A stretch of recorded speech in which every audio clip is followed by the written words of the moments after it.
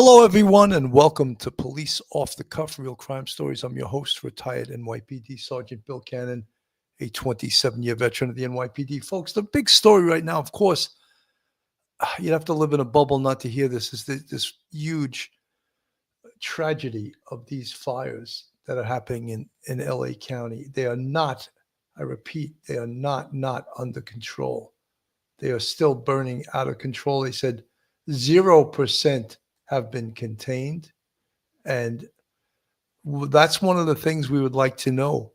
Is there any possibility at any time in the very near future that these fires are going to be contained? We see the pictures on the news, just absolutely horrific to see this fire, just incredible. Really, you worry, of course, people that live there, they worry about their property. But the most important thing to worry about in a situation like this is your life, because you can replace property, you can replace material things, you can replace your car, but you cannot replace life, human life. And it's the evacuation orders. Of course, people can't get out of there quick enough, but there's all kinds of logistical problems. I'm going to go to the LA County Fire Department right now. Structures that have been damaged or completely lost. We continue to be in red flag conditions, and we expect that to be through Thursday with variable and high wind speeds. Thankfully, not as strong as what we saw last night. We are encouraging people to stay updated as the weather can continue to change very rapidly. Please, if we issue an evacuation order, heed our request. Be prepared, have your go bag, and immediately evacuate. Thankfully, the current forecasts allow us today to start getting aircraft in to fight this fire. Since around 10 a.m., we've had aircraft doing water drops. With the goal of limiting the fire spread, we will come behind those water drops with hand crews and fire engines to get a containment line around this fire. We expect, with favorable conditions over the next couple days, to start making good progress on this fire. And with that, I'll turn it over to the police chief. Chief, we take a question. On the statistics at the current situation that you have, your firefighters, how are they holding up over the past 22 hours? Yeah, they're exhausted. We need those reinforcements coming in, but they've done incredible work. Where they've, an example is crews that fought 15 house fires over a 28-hour period. They didn't save any of them, but they prevented 2 or 3 blocks away from burning down. So great work, not just from your Pasadena fire, but throughout this entire region.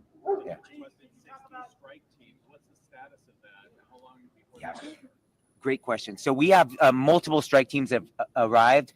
We're in the early 15-ish strike teams, and we expect over the next 24 hours we'll be close to 50.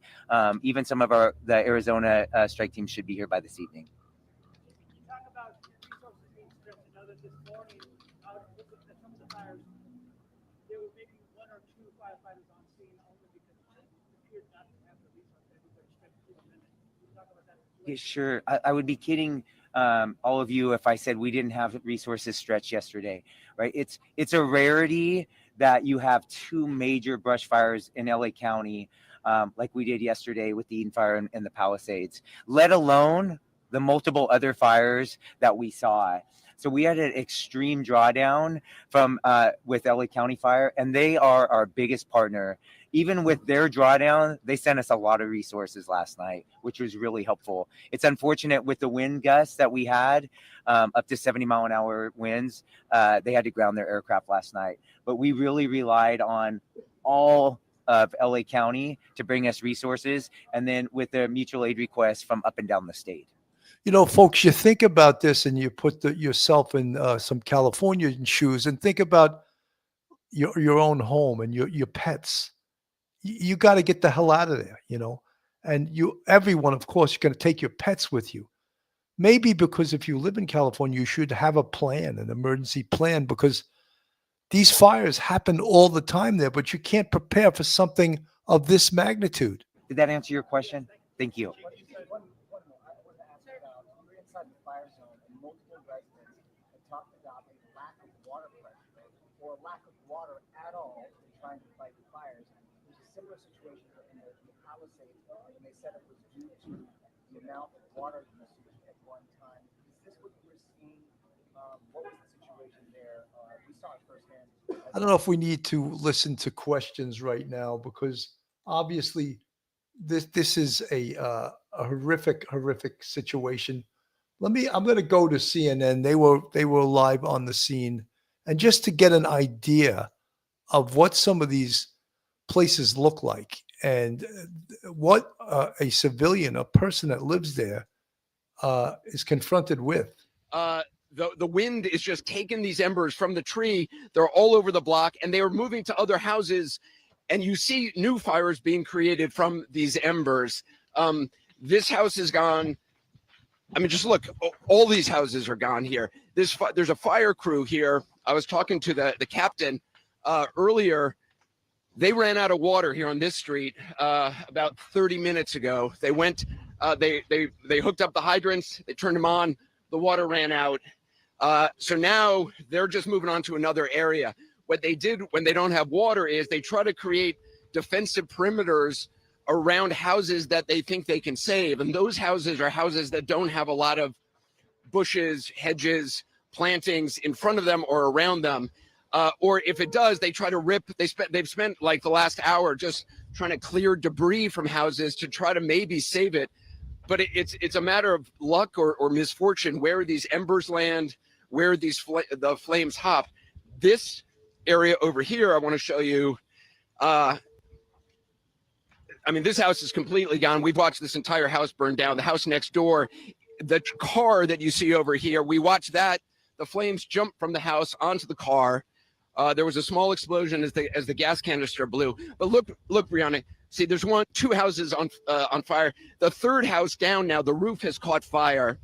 The fire captain was telling me they watch for the attics. Once you see smoke billowing out of the attic, and the attic is on fire, that house may be a lost cause. Folks, there's something in fire science called the convection effect. And what that is the air gets so hot that anything combustible will just burst into flames. So that is what it seems like here, is that there's flames all over the place. Now, what is the temperature of that air so that anything flammable, again, could just burst into flames? So scary. Let's go back to Anderson Cooper here. But it's like this. I mean, it's not just on this block. We just drove to Altadena, and just happened upon this block, got out, and I imagine it is like that. And you hear these explosions. There was an explosion that I caught. I put it on Instagram about 20 minutes ago from a house right down there. Just heard an explosion, and that is, gas canisters, propane tanks go off. So you hear these steady booms off in the distance, or sometimes uncomfortably close. But look, see, that's the crew I was talking to before. They've now moved down. They're scoping out. Let's walk over. They're looking at these houses. I'm assuming if they're going to stop here, maybe they would have decided these are defensible houses, and they're going to try to do what they can. There was a woman who lives in that house, that second house down there, about 5 minutes ago. We saw her on her lawn, and she looked very confused. And I mean, I'm no expert, but I said to her, I think you should leave. And she did. She had actually come back to just get some stuff. But when this house exploded, and it was quite loud, I think that freaked her out and made her realize maybe she should get out. Anyway. I think that's part of the security program too, is that if someone leaves an area that they've been ordered to vacate, they should not be able to come back in. They should not be allowed to come back in. And it's easy for me to say, I'm sitting here. I'm not in Armageddon where these folks are, but there has to be security to keep people out. How would you like to be caught in something like that, like we see up on the screen? Because once you get inside something like that, and then they ran out of water, they can't even fight the fire anymore. So to be in this area, it's a death zone. It's an absolute death zone. Right. She got in her vehicle. She got her cat. She's gone. But it looks like this fire truck now, it looks like they're just going somewhere else. It's an extraordinary thing. 30 minutes from here in Hollywood or West Hollywood, Beverly Hills, there's coffee shops open and you can see smoke in the air. You get in your car, you come here, these areas are blocked off, but it's so close to where regular life is continuing. And for the people on this block, their lives now are forever changed. Look, this fire is now spreading down this block. We've been watching this. Here's what happened on this block. This house was on flames. Let's walk over here. There's a down cable line, so we just want to be careful about that. Let's go around it. Okay, so now the house next door caught. This tree exploded into flames. You can see up in the palm trees now, those embers made those trees go on fire. I don't know if you can see through the smoke behind the palm trees. There are now these very tall vertical trees. I don't know much about shrubbery. I don't know what they're called, but they're huge, tall trees. They are now just like flames shooting up into this second house now. I mean, that is just gone. That car, I believe that's the explosion we heard a short time ago that I recorded. But now look, it's spread down. This is new. Yeah, we've been watching. It then spreads from these trees. Look at all these embers. Just, I don't know if you can pan up, but look at all these embers just flying up. You see them in the smoke. You know, a lot of you folks are saying that Anderson Cooper is in danger because he's breathing in that area. Absolutely. Absolutely. That is not. And keep in mind, in fires, more people die from smoke than they do from fire. So I hope that he's keeping in mind that the air that he's breathing right now, he needs to get out of there. He can't stay there without a mask. At the very least, he should have a Scott Air Pack mask on so that he's breathing oxygen and not the toxic air that he's breathing right now, because it's really absolutely horrific. All of that, the winds are a little, or have died down here, but those can just get picked up by winds for miles, and they can go for miles and light down, fall on somebody's roof, and a whole new fire will pop up. So this house is gone. This house is now underway. The left side of this house is ignited, and also now the house nearby it. But literally, I mean, these embers are like snowflakes. They're falling all around us. The sun, I mean, this is what's so crazy. If you can't even see the sun, it is completely blacked out. Just absolutely outrageous what we're seeing here. I mean, you can't even see this house, but inside that smoke is another house. It is sandwiched between two houses, completely ablaze. There's no way that house is going to survive.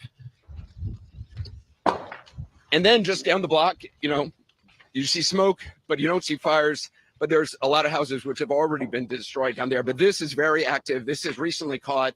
I mean, this is now completely engulfed. Okay. Yeah. And now you see it. Now this house. I think Anderson Cooper needs to get the hell out of there. Now this house is being destroyed. The fact that the crew here left, there was no water coming out of the hydrants. Obviously, that's a huge concern, as you guys have been reporting in the Palisades. That's been a real issue through the night. There was more of a gravity issue in terms of the way water is actually able to get pumped up through hydrants into the hills. I'm not sure what the issue down here is, if it's the same issue. They do obviously have water tanks that they try to bring to a number of locations, but I haven't seen any in this area, and there weren't any for the crew that was right here trying to do what they can. And it's really tough for these firefighters. I mean, they want to save everything. They want to stop this thing, but there's only so much you can do. Authorities have put out no, actually, I mean, look, we're actually on the side of the street. That's what's so surreal. I mean, that side of the street, it's blazing hot. This side of the street, it's cool. No house is on fire. There's a firefighter right over there. This is you can operate in this area. We obviously wouldn't be here if we would get out. We have been in this location for about an hour, just watching it is a sickening thing to watch the strategy of the fire, if you will. Not that it has thought, but how it jumps from one house to another. It jumps into the trees, and then the embers move. You literally see it happening in real time. And I mean, for homeowners who are watching this, it's just devastating. Now, potential issue, which we may move, I think we're going to move now, because this car, let's walk over here a little bit. This car from this house, I can see the trunk is now caught on fire. So if that car so look, you can see the back tires are aflame. So it's very possible there'll be some sort of Explosion. Ignition Gonna blow from up, that, from the absolutely. gas. So we'll move a little bit more over here. Very, very scary. These cars have already exploded, but it's so strange. I mean, there's cars parked on the street that have not been touched, and hopefully won't be. But yeah, it's the size of this is obviously something that look, people in Los Angeles, in this area, they're used to fires. They've seen this before. This is something that they have not seen. It may be, I don't know. I don't think this is anything that, if you're a resident, that you can get used to. Yes, they've seen fires before, but it only takes one incident, one time to die. And you don't get used to fires. We'll have to look at the historical records, but it is certainly up there with some of the worst fires. And the fact that there are, there's this fire, there's obviously the Palisades, which is the larger fire. I mean, this was called the smaller fire. And in terms of damage so far, it probably is. There's, I believe, 1,000 structures they've said in the Palisades. I don't know at this point what the count is. And frankly, any count that authorities give you, as you see, I mean, it's changing by the minute at the whim of these flames and the whim of these embers. Anderson, Wow. This is Boris Sanchez. I'm just kind of concerned for your safety. I mean, these are very serious images behind you, and you are very close to flames. You spoke about sort of the process of getting to where. Then. Let's go over here. Yeah. You spoke about the process of getting to where you are and how eerie it was, that it seemed like life was just going by like another day not far from where you are. And we'd spoken to residents not far from where you are now who discussed difficulty that they had in getting out. I do wonder, is there a safe passage of egress from where you are? Would you be able to get out safely? Would residents, like that woman that you spoke to, be able to get out without issue? Yeah. Yes, there are streets. I mean, the fire is spreading in a certain direction, so there are streets. We have a lot of people who are watching this. We obviously have teams who are very experienced in this. I do not include myself in that, but we have much smarter people around me. But there are ways to get in and out. Yes, there are, in answer to your question. So, this is obviously, there's police here, there's fire personnel here. And this actually, I mean, it's strange to say, this corner is now better than it was in terms of safety for anybody on it than it was 30 minutes ago. That location, even that location where we were 5 minutes ago, that's a much less safe location now, just in the last few seconds, because now the winds have picked up and that whole area is just completely blackened. So that's Anderson Cooper from CNN. You could see what a dire situation it is at that location. Just, you can't believe how bad it is. And then when you also hear that they don't have water, firefighters were scrambling to fight the worst fire in Los Angeles history with a limited water supply and strong winds. Tens of thousands were under mandatory evacuation orders as multiple blazes raged out of control. This is according to the New York Times. Multiple wildfires were consuming acre after acre and building after building in the Los Angeles area on Wednesday, displacing tens of thousands of people and ravaging entire neighborhoods as strong winds and a dwindling water supply stymied firefighters' efforts to stop the destruction. Wednesday afternoon brought some advances to the efforts to control the fires, though officials have cautioned that they were far from being contained. Helicopters and planes that were previously grounded because of extremely high winds were cleared to drop water on the blazes. The winds, which reached up to 80 to 100 miles per hour in some areas, had weakened on Wednesday afternoon to 50 to 60 miles per hour, according to Devin Black, a meteorologist with the National Weather Service. So we can see all the problems they have in fighting this fire. It's just, it's you know, you hate to use the word, but it's sort of like Armageddon, you know, the heat and the it's not just the heat, it's the barriers and the mountain that they need to climb to fight these fires. Just unbelievable. Yeah, well, it was a pretty intense situation for a while, with flames coming up to the ridge and then even onto the property. And flames did make it onto the property, but it is such a historic property that firefighters made it a priority. They rushed there and they were able to create defensible space and get it, taken down before it hit the actual main museum. So thankfully, that is all okay. But we do know here in Malibu that other local favorite spots are destroyed. That winery that you mentioned, and also some local restaurants. So it's really, actually, Tom, I mean, it's hard to even describe right now what it looks like here. This is one of the most beautiful parts of the country, and it's just apocalyptic looking right now. Yeah, and it happened in less than a day. It is wild when you think about it. Okay, Liz Croix, we thank you and your team for being out there. These fires just exploding out of control, leaving a devastating path of destruction in their wake. NBC's Gotti Schwartz has been on the ground in the fire zone all day, driving through a lot of those fires. He filed this report. This area of Altadena has become an absolute wasteland. You've got rows and rows of homes that have burned. You've got some homes that are still standing, but it's just a matter of time. This was the moment the sun rose over the fire raging above Pasadena, but you'd never know it because the dawn disappeared in the smoke. Again, you hear those explosions. So many of these homes, there is no hope. But against the odds of Mother Nature, some stayed doing everything they could to fight back. There are people still here trying to fight this fire with garden hoses. There is still water in this area, but with this much destruction, it almost seems futile.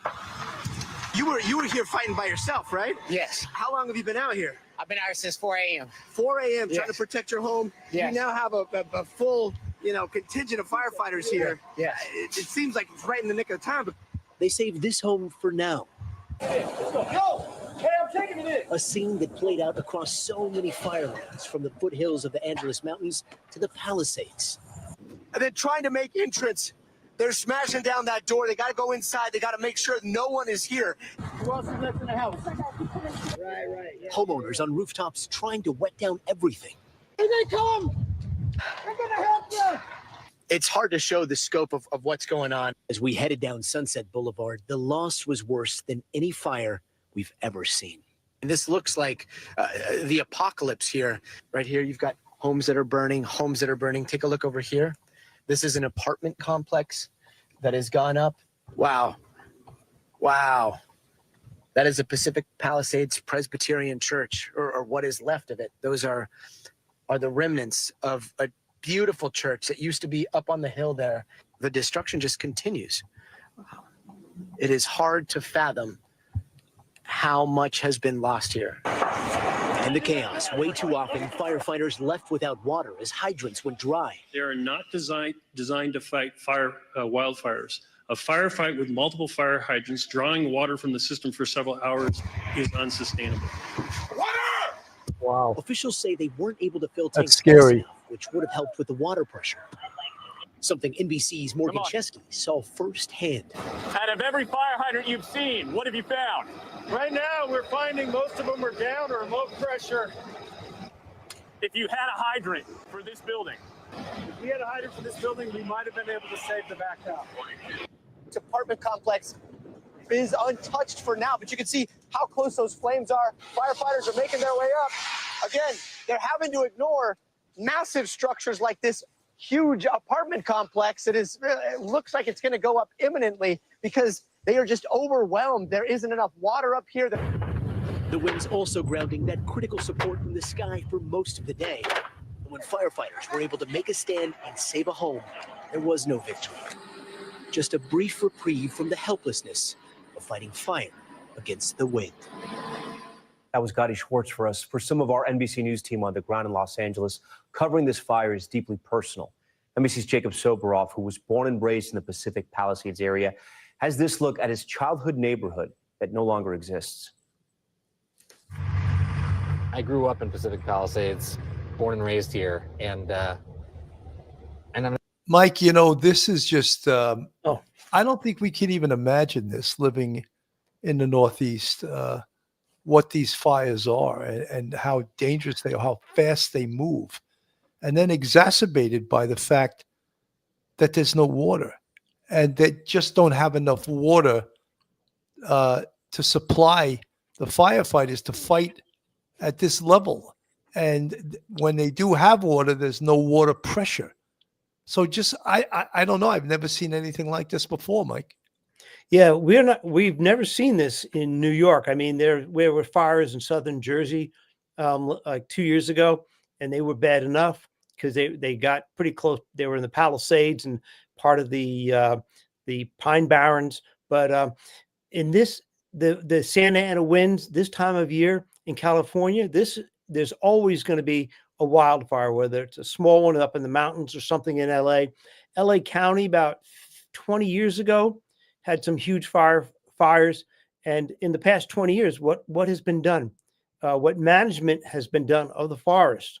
What water is available? I know they destroyed a couple of dams. I think like 2 dams at least in near LA, where LA could draw water from in favor of I think some sort of small fish. They wanted to save their wetlands. So there's, LA and California is a very populous state. It keeps growing. It's not shrinking. And so therefore, you need more water for those people at that location for daily use and for emergencies like this. These fires are very predictable. The intensity and the scope of them are not, but these fires are very predictable, and it's wrong. It's poor planning and poor coordination, and the people are suffering. It's really horrible. These pictures, it looks like something out of Dante's Inferno. It's amazing to see this sort of thing.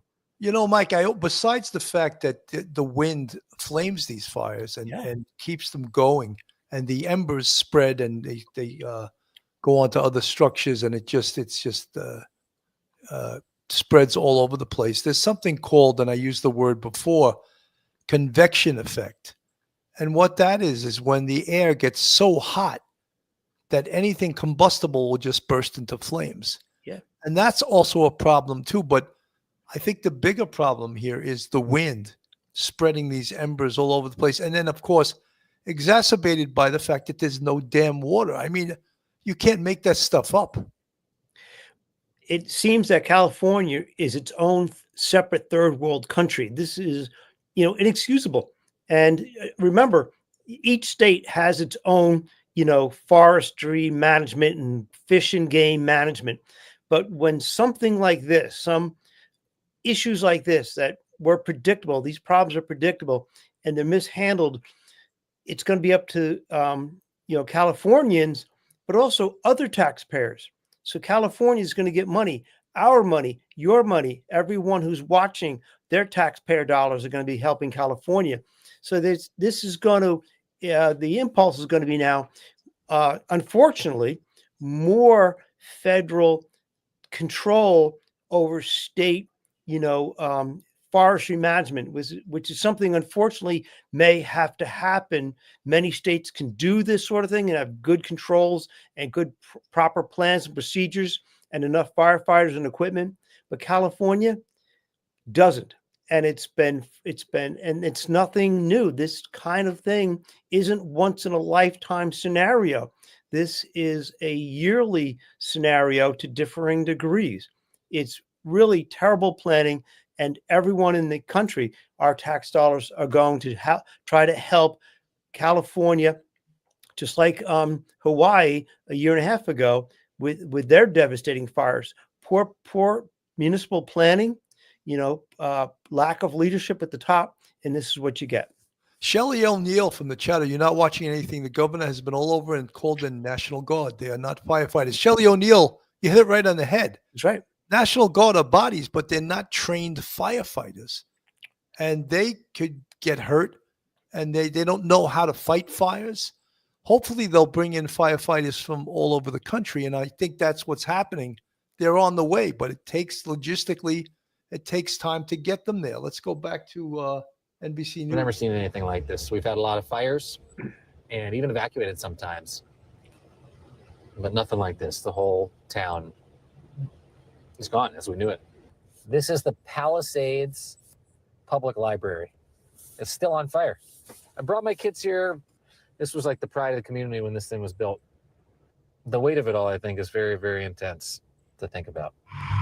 In my 26 years, this could be one of the top, most devastating fires I've seen. What happens in a situation like this where the high school's destroyed? You got churches destroyed. You got the 2 supermarkets in the community destroyed. How do you come back from something like this? Come back one day at a time. To me, Sunset Boulevard is the heart of my community. There's not a single house left standing here. What do you do? What do they do? There's just never, ever, ever been anything like this. I mean, I know my house is gone, but I kind of just need to see it firsthand to just let it set in. I just can't believe it. I thought I was going to wake up this morning and it's going to be a bad dream.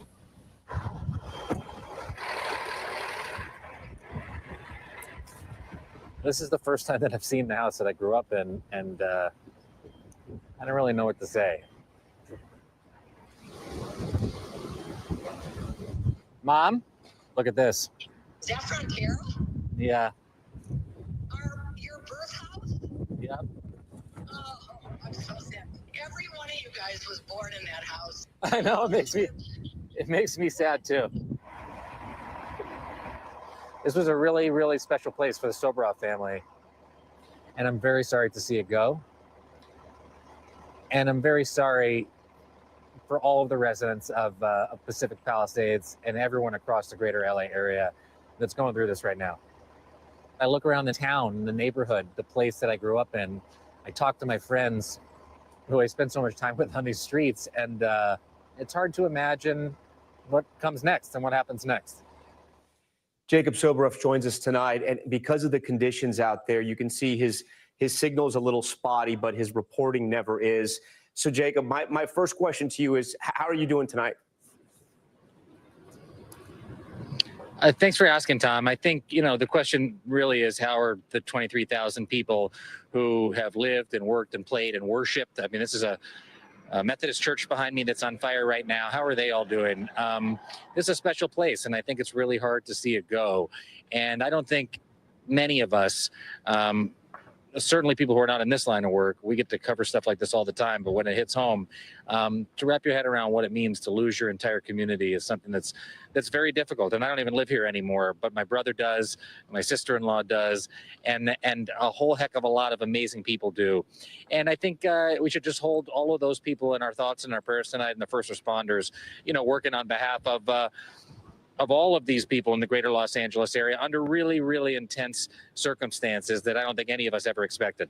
Jacob, I've covered stories that have affected people that I loved and communities where I've lived. And every reporter is a little different, right? But most of us sort of go into these situations with a shield, if you will, right? We sort of shield ourselves to make sure we can get the story back to our viewers and to our readers.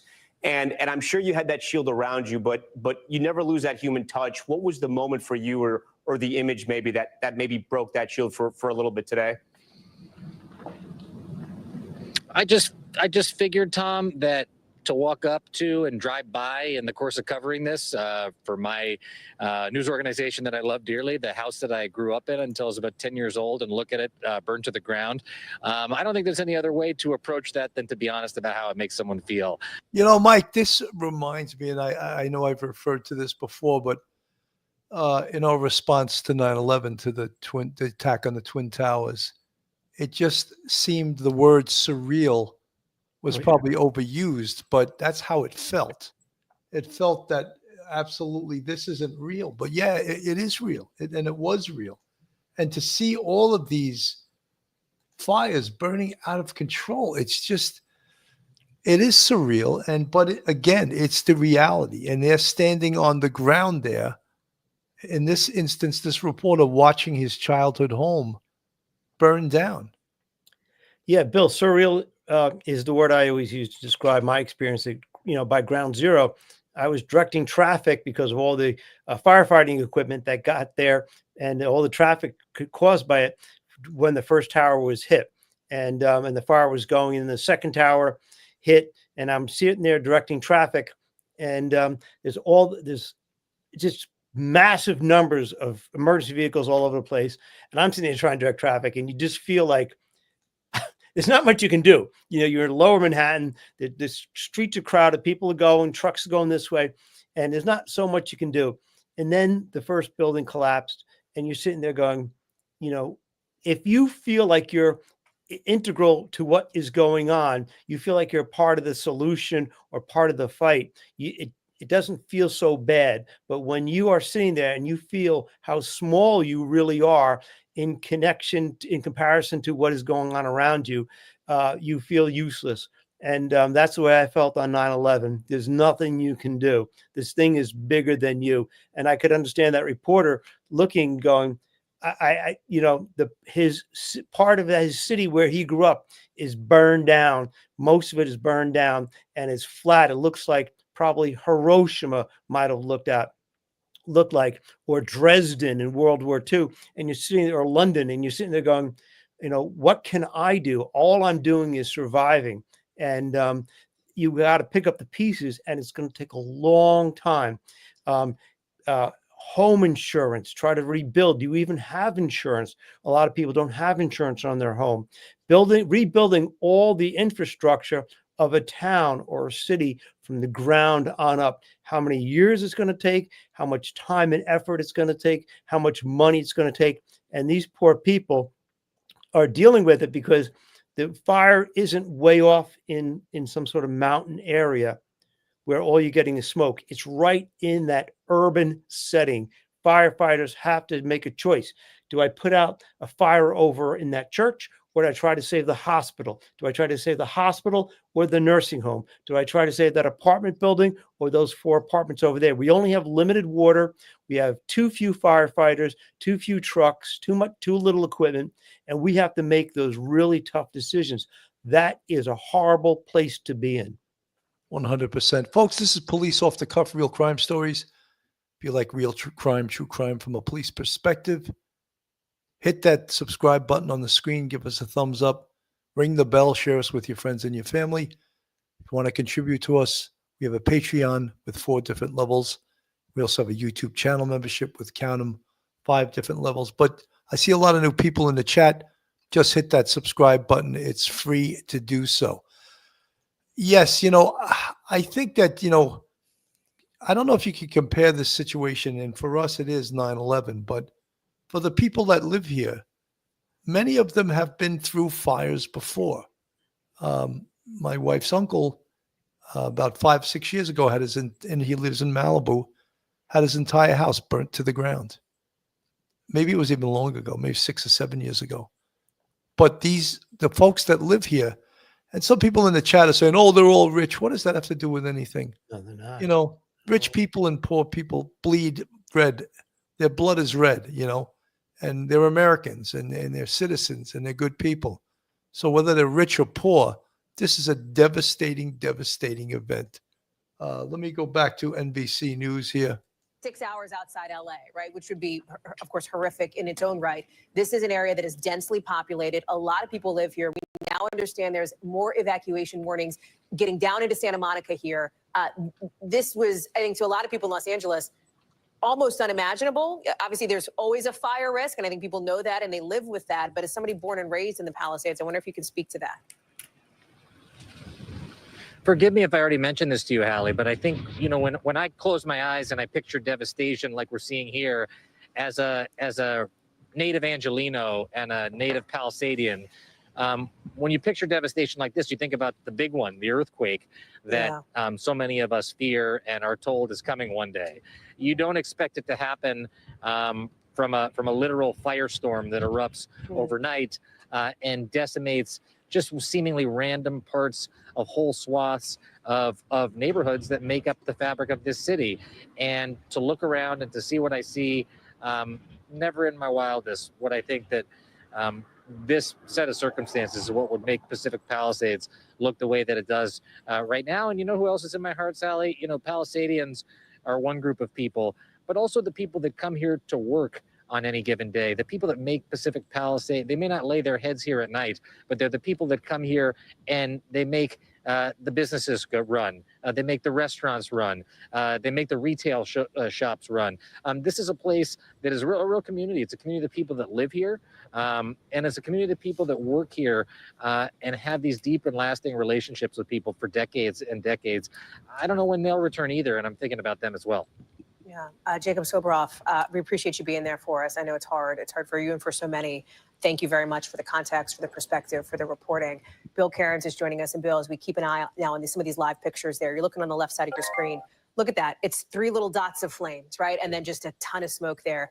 There is maybe, if there is a silver lining or some reason for hope, it's that the winds are supposed to be dying down in a couple of hours, right? I mean, maybe people can hold on to that. Yeah, and we hope that we get the aircraft up there as these winds die off, and when they see those hot spots, they can put them out and they can start fighting back against this blaze. And you know, it's almost confusing when you watch our coverage because you just see these houses that are on fire, and then you go somewhere else and there's another house on fire, and you're like, well, where's the actual fire? And the biggest analogy that I could say is it's almost like last night with those 80 to 100 mile per hour winds. If you just had one big fire, and then you lit like 100 matches and just threw them in the air. Wherever they landed, new fires formed. That's what we've been dealing with all day today. It's just so scattered. And, you know, I heard one firefighter say, he's been on the ground for 10 hours and he doesn't even know where the fire is. He's just going house to house, putting the fires out. So it's a very highly unusual situation. It's not often that we get to see up close and personal, the wildfire fight in an urban setting. It's extremely rare. And the times that it has happened, usually it's at night or it's blowing in quick. And then the next day we walk in and we see, oh, wow, look what happened. But we're watching it firsthand. It's insane. So here's where we stand. And, there's a couple other new fires that have formed, but the 2 big ones still are the ones that are doing the most destruction and the most devastation out there. And we're seeing conditions begin to improve a little bit. The air quality still in the unhealthy category, all of Los Angeles. Earlier it was worse. It's going to depend on kind of which direction the wind's blowing later on tonight.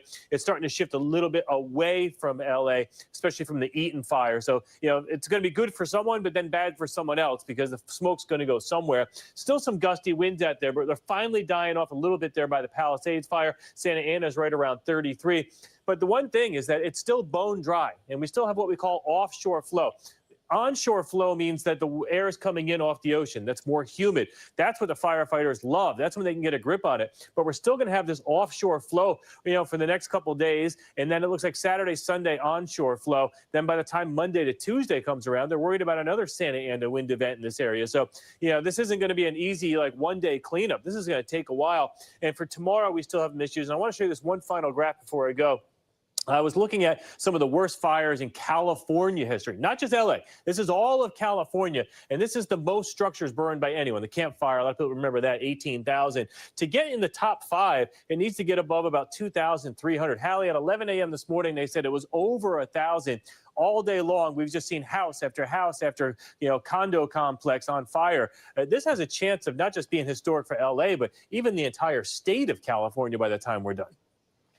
Bill Cairns, it is going to be, as you say, this isn't something where tomorrow we talk about cleanup, Friday on to other news. This is the story in Los Angeles now for days, for weeks to come, especially when you start to think about the accountability piece too, which we're going to have continuing coverage on as well. Bill, thank you. All of this, by the way, we haven't even gotten to what the other big extreme weather event is. That's that. Mike, you got to think about firefighting strategy. And all of us from the Northeast that don't know about California, right away we say, why don't you just put airplanes and helicopters up? And then we hear about 80 to 90 mile an hour winds. And that is why they couldn't put aircraft up there. As soon as the wind dies down, aircraft can come in and they can get water, bring in, I would imagine, and this is my naivete in fighting fires, could they even use ocean water? Because by dipping a big tank in there and just picking it up and dumping it with a helicopter, I don't know. I don't know what the strategy will be, but those are some of the questions us naive non-firefighters have, Mike. Yeah, the more intense the fire, the more wind the fire itself generates. And we even saw this many years ago uh, with 9/11. Back in 1993, the first time the Twin Towers were attacked, they were able to land helicopters to evacuate people on the roof of the Twin Towers who'd gone up there because they were so close to the top. That's where they evacuated from. And it worked because it wasn't a huge fire. It was an explosion in the basement of one of the towers in the parking level.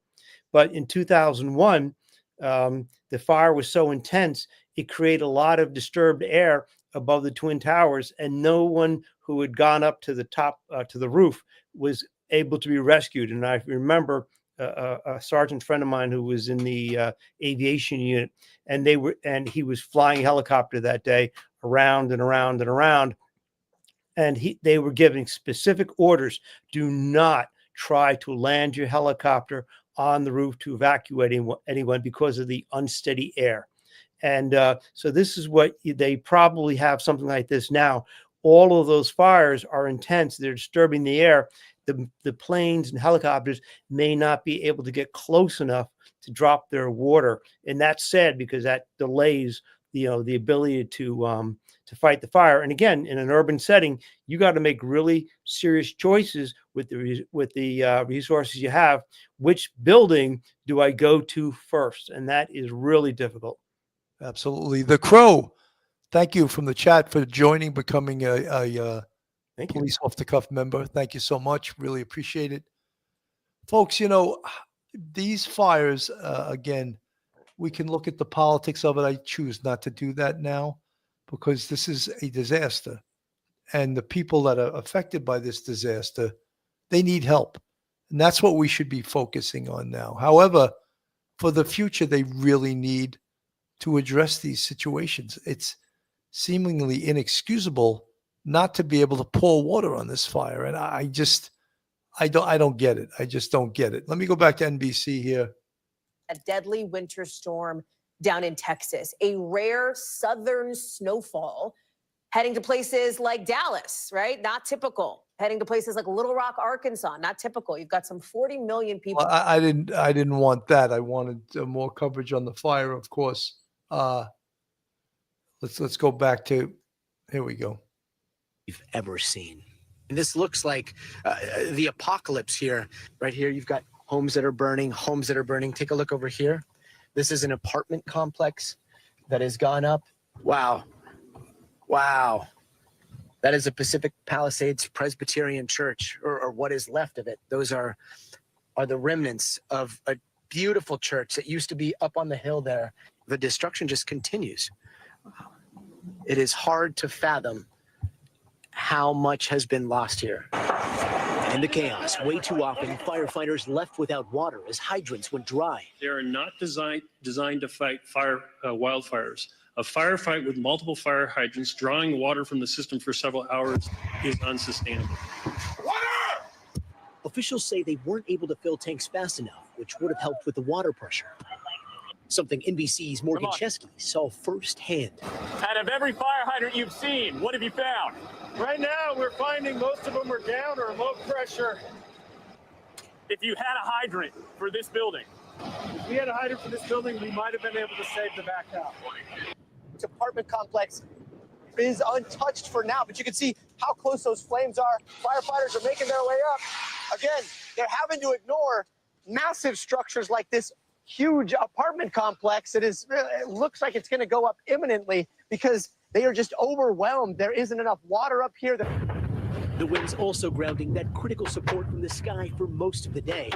And when firefighters were able to make a stand and save a home, there was no victory. Just a brief reprieve from the helplessness of fighting fire against the wind.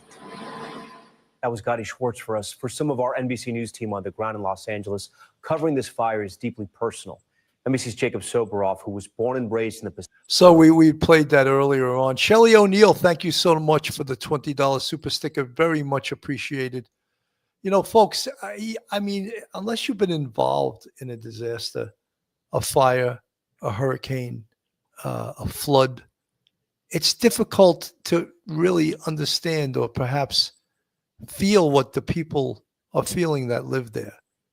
And I think we can look at it as we being at one time first responders, how horrific this is. And the firefighters, to call them heroes is obvious. It's just, and I understand in California, they have a very special feeling toward firefighters because things like this occur all the time. Mike.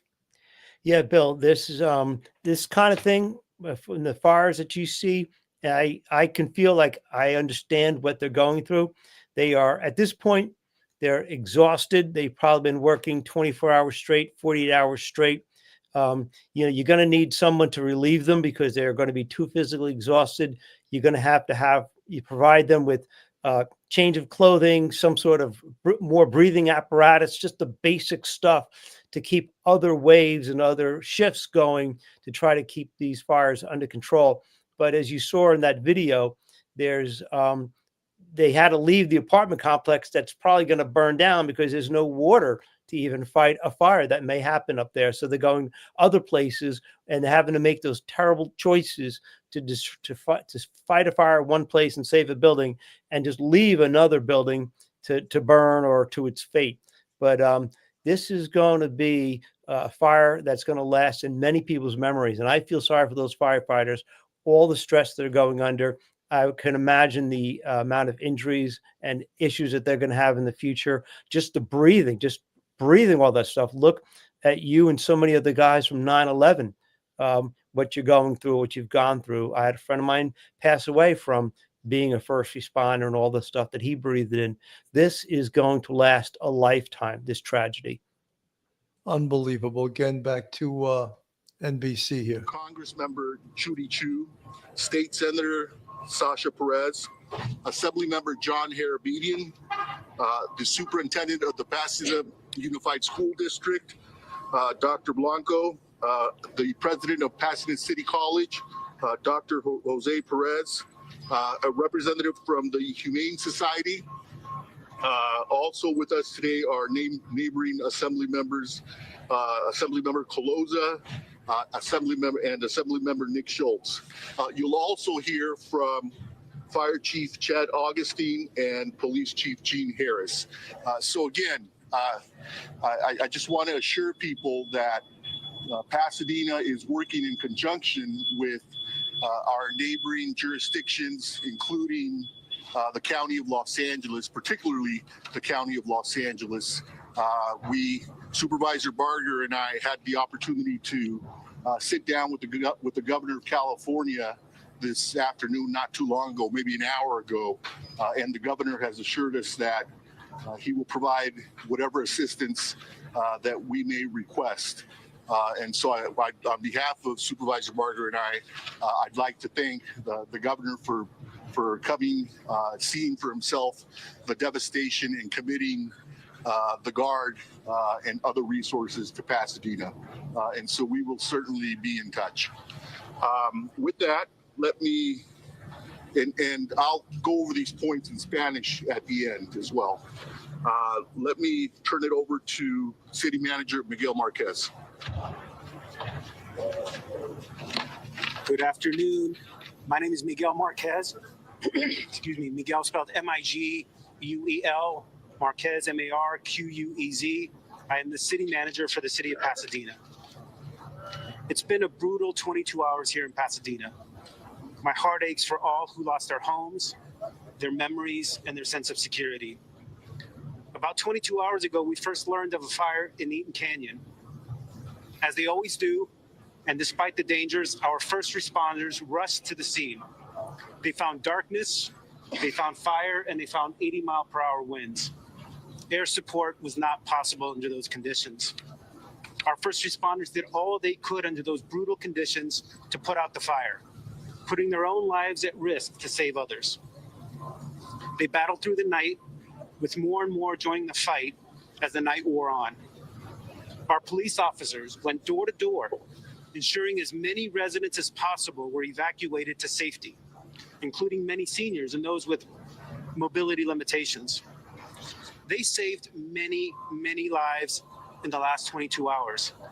Their efforts were heroic. Our first responders, our Public Works Department, who cleared the streets, Pasadena Water and Power, who kept the power on and the water flowing throughout the night. Public servants from so many different agencies came together in the last 22 hours to keep as many people safe as possible. Together, many, many lives were saved. The battle continues, as does our resolve. We will put out the fire, and then it will be time to rebuild. In this community, we may get knocked down, but we always pick ourselves up. Many things. You know, it's sort of like this keeps happening over and over and over again. And as we spoke about earlier, I don't think that insurance is an option anymore. I don't think insurance companies are going to be selling policies in these areas so that the people have to be self-insured, and when they lose their house, they have to replace it with their own funds. What are your thoughts, Mike? Yeah, you saw this along the Jersey Shore in that area after back in 2014. Sandy, right? Hurricane Sandy. I couldn't think of it. Hurricane Sandy. Thank you, Hurricane Sandy. You saw that issue where people didn't have insurance, or the insurance would pay, and then they would say, "Okay, that's it. From now on, that's it. We're going to pay you out, but no more insurance going forward." Any place that's in a flood-prone location, or any place that's in a fire-prone location, like that area of California, insurance companies may decide we are legally obligated to pay out. But other than that, that's it. After that, you're on your own. That'll be devastating to so many people, devastating to so many communities and industries that rely on homeowners coming in and building and improving their lot. This is the effects of this are long-term, multi-layered, varied, and are going to affect everyone. Rich, middle class, poor. Everyone's going to be affected by this. Nobody will be the same after this because the devastation is so acute. Absolutely, 100%, Mike. Well said. And on each other, and we're doing everything we can, and we are moving in with each other, and we're just holding each other right now, and that's community. So even though the Palisades is burning down, we're here. So you talked to me about the process of trying to go back to your house. Was it firefighters that stopped you? Police? I mean, is it cordoned off? There's police. Yesterday it was police, and today it's police and firefighters. They can't get in. Yeah. What do you want the rest of the country to know, and really the rest of your state, California, because it is such a big state, and this is happening in one of the areas where the most people live in your state? You're not alone. We are really, it's a flashback to the pandemic, and this is a very concentrated area. But you are not alone. This is beyond devastating. This is the moment we will all remember. And yet I have to think, there is no creation without destruction. This is yes, this is the end, but it has to be the beginning again. We have to look forward to, now what? How can we learn? How can we grow from this?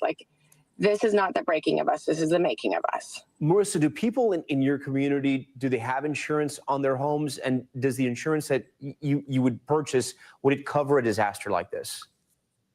I have no idea. I have no idea. How can you cover a disaster like this? I mean, what's the price on this?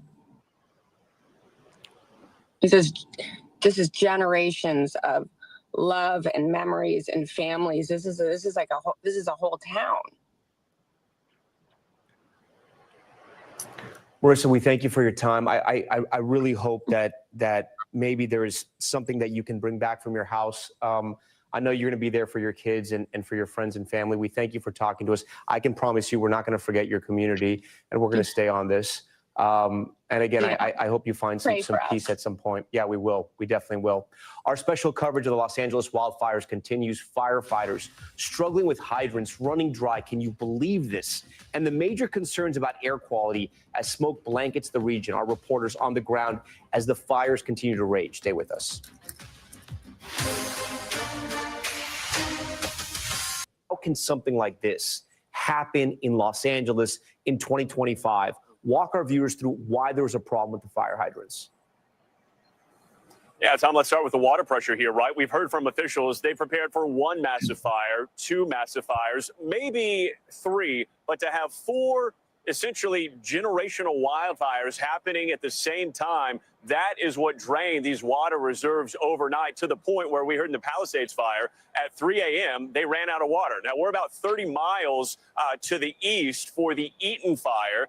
What began as a 400-acre blaze this time yesterday, now more than 10,000 acres, killing 5 people. The city of Altadena that we're standing in right now has been impacted generationally, Tom. I'm standing in front of a junior high, the roof about to cave in, likely because of a single ember landing on top of that roof, gaining enough traction to spread that fire. And we've seen multiple fire trucks pull in, connect to a hydrant behind me. They can spray as best they can from a distance. But again, Tom, a little wind spreading this fire so quickly, even with multiple engines on a blaze like this, there's only so much they can do.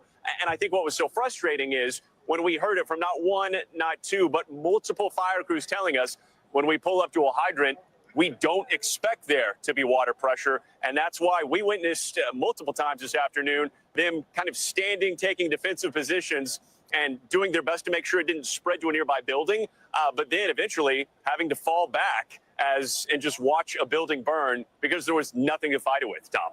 I mean, I can't fathom this watching this. I can't imagine if I lived there in that city and this was happening to my fire department. I want to ask you, I know you've been speaking to residents. Talk to me about what you're hearing.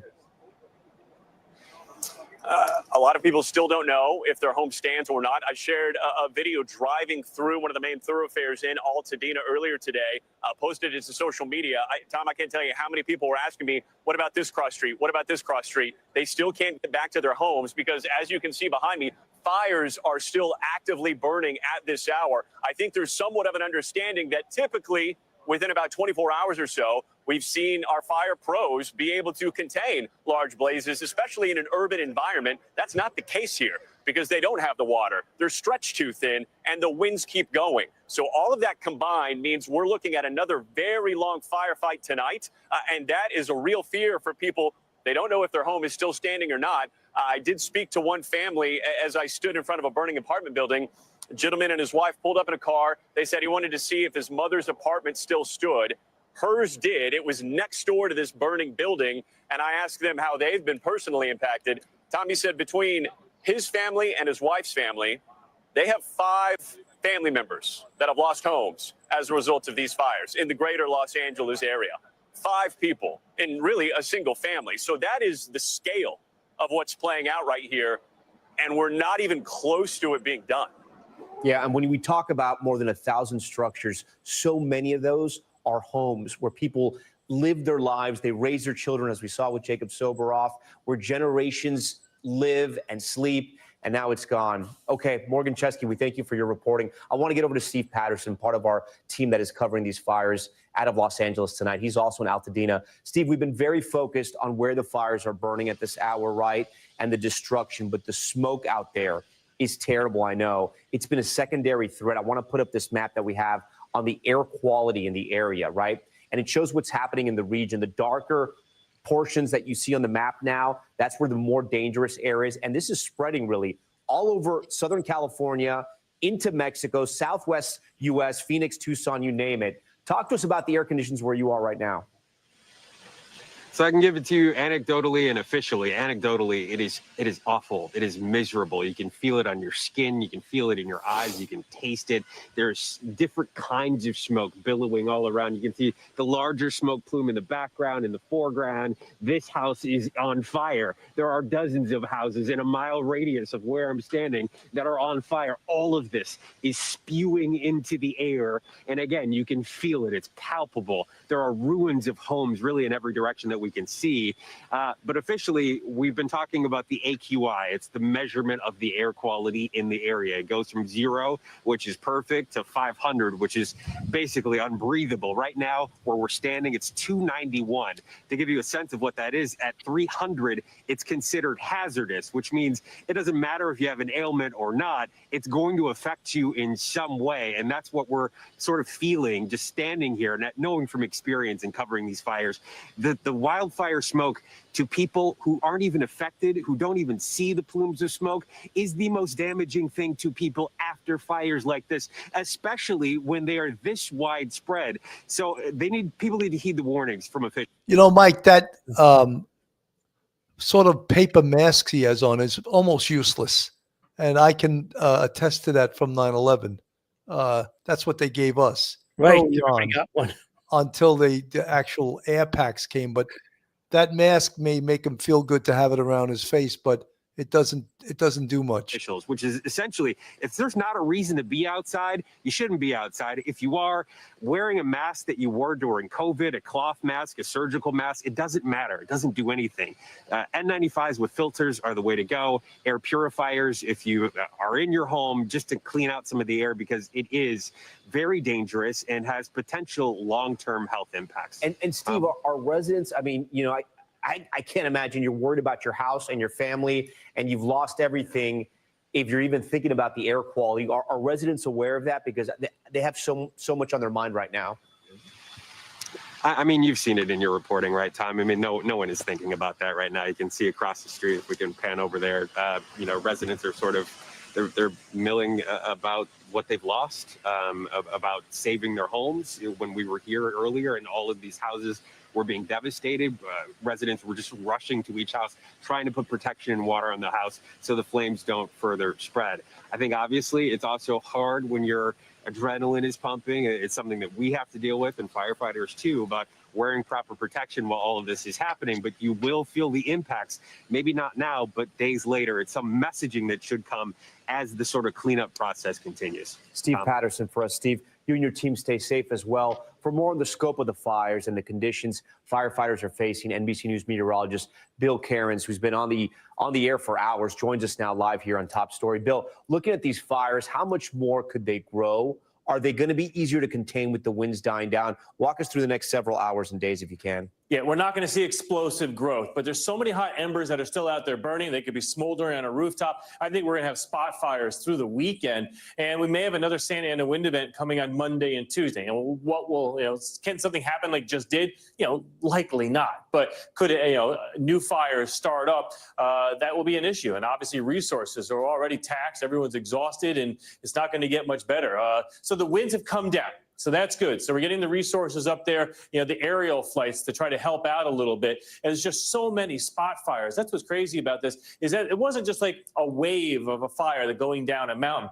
It was just like a hurricane took like a fire, threw embers up in the air over miles and miles. And wherever those embers fell, new fires were forming. And that's what we're seeing. It's a very strange and surreal when you see those aerial pictures of this fire, because there's just little dots and spots all over the place. It's not concentrated. We are still seeing the air quality issues. The winds have shifted a little bit. During this entire event, the winds were coming out of the northeast. They were blowing the smoke over downtown LA. Now the winds are shifting a little bit more to the south. So for the first time, the bad air quality is actually moving out of northeast portions and northwest portions of LA and heading to the south. We're not going to win. There's so much smoke out there that someone's going to get it, but it is moving for the first time. Other things that we're watching, the area of low pressure and high pressure that was responsible, the squeeze play that was creating this windstorm last night, these are starting to move away from each other. And so that's why the winds are coming down. Though we'll go back up a little bit tomorrow afternoon. Not horrible, but it's still going to be bone dry. Hasn't rained in 8 months. And so we'll still have some 20 to 30 mile per hour gusts, but that's doable. We can at least keep the air assets up in the sky.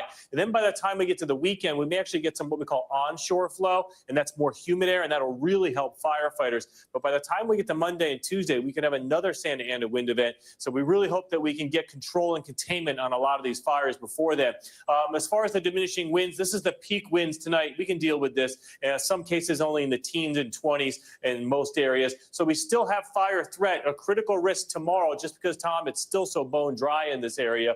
And red flag warnings, these should be expiring later on this evening. So we're getting over the worst of all the wind part of it. But until it rains in Southern California, we're going to continue talking about the chance for devastating fires. It's the rainy season, Tom, and there's no rain in sight. So, Mike, that's what's going on right now. So far, to recap, 5 dead, millions of people in California without power. We don't know how many structures have been burnt to the ground. And the big problem is there's no water. And it's a huge tragedy. And as we cover it here and we listen to the news reporters on the ground and we look at some of the pictures from this, it's just really almost too hard to understand unless you're there. And LA fires are 0% contained. That's disturbing also. Folks, again, this is Police Off the Cuff Real Crime Stories. If you're not subscribed, hit that subscribe button on the screen, give us a thumbs up, and ring that bell. Mike, your final thoughts. Pray for the residents of Los Angeles and those places that have been devastated. The impact of not having water because they were not prepared for anything like this. Those hydrants are made for small fires like you'd see in a regular neighborhood. So they were unprepared. But the long-term devastation to people's health is going to come from the all the soot and everything they're breathing into the lungs. You know this. So many other people know it from 9/11. All the stuff you breathe that may not affect you right away. It may not affect you for 10 years or 20 years, but it's going to affect you. So pray for the people of LA. 100%. Folks, I'm Bill Cannon from Police Off the Cuff Real Crime Stories. We will say prayers for the people of LA County. We'll keep following this. Thank you so much for tuning in this evening. Have a great night, everyone, and God bless. One episode just ain't enough.